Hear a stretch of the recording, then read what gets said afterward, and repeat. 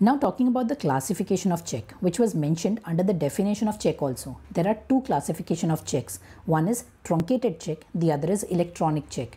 Truncated check, अब अगर simple terms में समझें तो वर्ड ट्रंकेशन का मतलब होता है कन्वर्जन इनटू अनदर फॉर्म। इस केस में जो फिजिकल चेक आपने बैंक को सबमिट किया है क्लियर करने के लिए, पे करने के लिए, बैंक उस फिजिकल चेक का इलेक्ट्रॉनिक इमेज कन्वर्ट करता है। इट इज़ सिमिलर कि आपके पास एक फिजिकल डॉक्यूमेंट है, अब आपने उस डॉक्यूमेंट का एक फ़ोटो क्लिक करके स्कैन कर लिया और इमेज फॉर्म में कन्वर्ट कर लिया।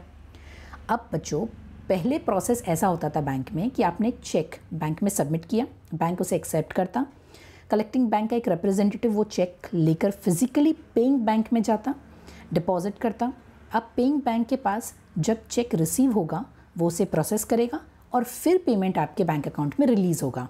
ये प्रोसेस में बहुत टाइम और मैन पावर लगता था। बट अब क्या होता है, instead of sending the cheques through representatives, जो फिजिकल चेक का इलेक्ट्रॉनिक इमेज कन्वर्ट हुआ था वो आगे फॉरवर्ड कर दिया जाता है for clearance and paying bank basis the electronic image, वो पेमेंट प्रोसेस कर देता है।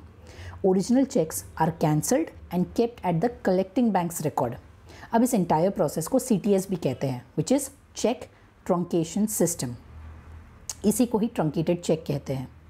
Electronic cheque, unlike truncated cheque जहां चेक फिजिकल से इलेक्ट्रॉनिक इमेज में कन्वर्ट हो रहा है, इलेक्ट्रॉनिक चेक में चेक क्रिएट ही इलेक्ट्रॉनिक वे में होता है जिसमें डेटा इंसर्ट करना पड़ता है instead of writing. Drawer sign तो करता है बट फिजिकल साइन या इंक सिग्नेचर नहीं, signature using a digital signature certificate जिसे हम DSC भी कहते हैं। Electronic cheque exact mirror image है फिजिकल चेक की and negotiable instrument amendment act 2002 में the law has validated the electronic checks.